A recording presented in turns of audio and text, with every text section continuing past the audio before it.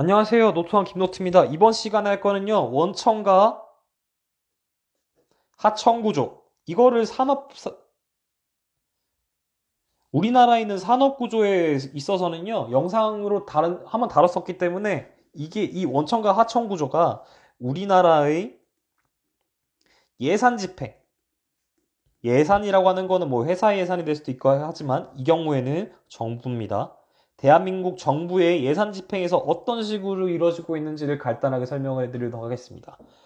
저는 기본적으로 우리나라의 원청과 하청 구조 때문에 꽤 큰 예산이거든요. 현재 500조가 넘어갔습니다. 512조라고 하는데 꽤 큰 예산을 다루는데 이 예산이 이 구조 때문에 제대로 되지 않고 있다고 생각하는 입장입니다. 일단 이게 제 입장이고요. 그러면 이게 어떤 식으로 집행이 되느냐? 예를 들면 우리나라에서 가장 많이 되는 게 SOC, 그리고 뭐 교육, 저출산, 교육 같은 경우에는 뭐 아시는 분들은 아시겠지만 국세의 일부가 교부금으로 나갑니다. 그리고 뭐 지방을 유지하는 뭐 지방자치를 위해서 필요한 예산, 뭐 엄청나게 많은 예산들이 있어요. 뭐 국방도 있고요. 이 예산들이 어떤 식으로 집행이 되느냐? 일단은 모든 분야가 다 비슷합니다. 직접적으로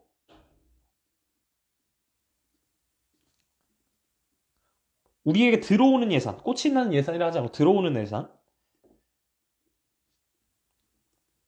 정말 많지 않습니다. 정말 적고요. 어떤 식으로 되느냐? 교육만 일단 떼보죠. 교육에서 가장 많은 게 누리과정 예산이죠. 이 누리과정 예산을 할 때 부모님들한테 직접적으로 들어오는 돈은 생각보다 많지 않습니다. 이게 어떤 식으로 들어오느냐? 유치원에 직접적으로 꽂히게 되는 돈이 많습니다. 유치원이나 어린이집 여기에 직접적으로 꽂힙니다. 근데 이 꽂히는 게 이 원에 꽂혀요. 아니 학생들을 위한 예산인데 왜 우리 아이들을 위한 예산인데 이게 부모님들한테는 들꽂히고 여기에 많이 꽂힐까요? 그죠? 일단 이게 첫 번째. 그리고 뭔가 뭐 저출산이다. 뭐 이것도 당연히 누리과정 예산에 이런 포함이 되죠. 그 교육 이런 것도 그렇고 뭐 SOC 이런 사업을 할 때도요. 항상 뭔가 중간에 사업자가 꽂힙니다. 혜택을 누려야 될 건 국민인데요. 국민들한테는 가지 않아요. 사업자한테 예산이 먼저 갑니다. 그 다음에 이 사업자들한테 간 예산으로 일해 가지고 뭔가 집행이 되고 그 집행된 게 간접적으로 국민들에게 지원이 됩니다. 이게 우리나라 예산 구조예요. 근데 뭐 서부 유럽 같은 경우에는 대부분 직접 고치죠. 수당의 명목으로요. 근데 우리나라 같은 경우에는 뭐 누리과정부터 시작해서 뭐 SOC 사업 말할 것도 없고 모든 것들이 대부분이 다 이런 식으로 꽂히게 됩니다. 참 희한하죠? 여기도 원청 사업자가 있는 거예요. 예산에서도. 그리고 저희가 직접적으로 받아야 되는데 하청으로서 받게 되는 거고요. 왜 그럴까요? 이런 게 왜 이렇게 됐을까요? 기본적으로 우리나라가 기본적으로 저신뢰 사회라는 것. 저신뢰 사회입니다. 이게 정부 당국자들이나 기본적으로 지금까지 예산에 대해서 생각하셨던 분들이 생각하시는 부분들이에요. 그러니까 부모님들을 꽂으면 부모님들이 애를 위해서 안 쓸 거라는 거죠. 자기를 위해서 쓰면 어떡해. 부모님들이 부모를 위해서 쓰면 어떡해? 라는 논리입니다. 말이 안 되는 논리죠. 부모님들은 웬만하면 학생들이나 자기 아이들을 위해 쓸 텐데요. 근데 못 믿겠다라는 겁니다. 국민은 못 믿어. 사람들은 어떻게 믿어? 그래서 조금 믿을 만한 유치원이나 어린이집에 직접적으로 꽂으면 되지 않을까?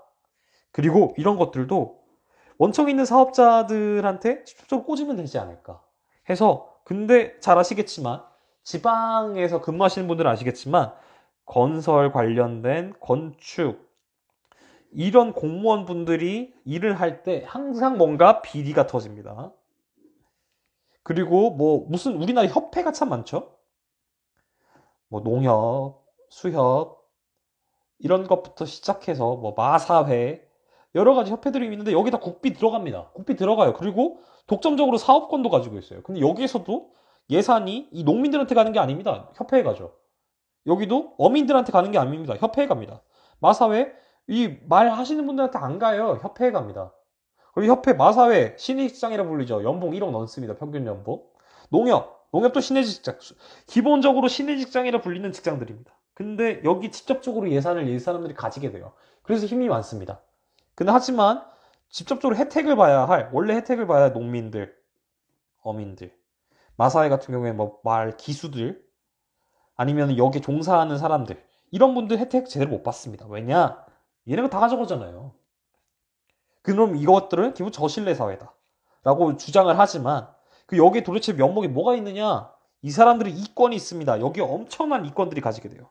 이건 같은 경우에 사업자, 그리고 이 사업자를 선정하는 주체인 이런 건설, 건축 공무원들, 그리고 지방자치단체장,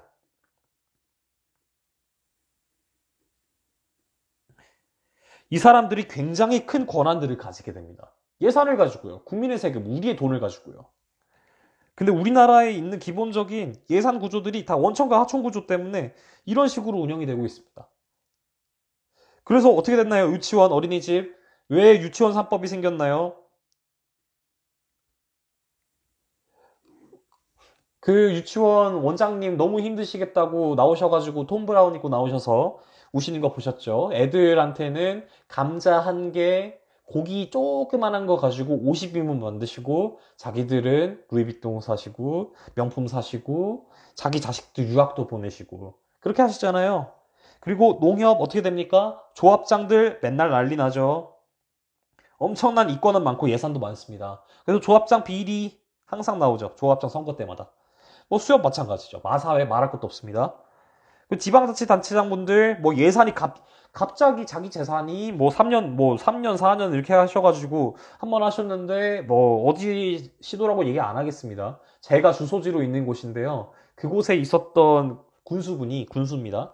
그곳에 있었던 군수분이 자기 재산이 한 10억이 늘었어요. 갑자기. 뭐 때문에 늘었을까요? 뭐 리베이트 때문에 늘었을까? 뭘 늘었는지 모르겠습니다만 이런 비리들 항상 생기죠. 근데 이 구조 안 변합니다. 왜냐? 예산을 주는 사람들, 집행하는 사람들이 기본적으로 직접적으로 주게 되면 힘이 사라집니다. 국민들한테 당연히 좋죠. 왜냐하면 돈을 거치지 않으니까 떼먹는 사람이 사라지잖아요. 그래서 이런 건설 부분 같은 경우에는 공정함을 해서 최저입찰제, 지금 형제도 하고 있습니다만 그런 부분들을 좀 더 명확하게 하면은 당연히 이런 것들은 업자들이 필요합니다. 하지만 누리과정 이런 것들을 했을 때 유치원을 굳이 통해야 될까요? 일단은 학부모님들한테 자기 애를 위한 예산인데 자기 애를 위한 돈인데 일단 가야 되지 않을까요? 근데 이렇게 하면 좋겠지만 기본적으로 예산 집행하시는 분들이 이렇게 직접적으로 주시게 되면 권한이 사라져요. 이런 협회 통하지 않게 되죠. 이권 다 사라집니다. 이런 이권단체들 힘 다 뺏깁니다.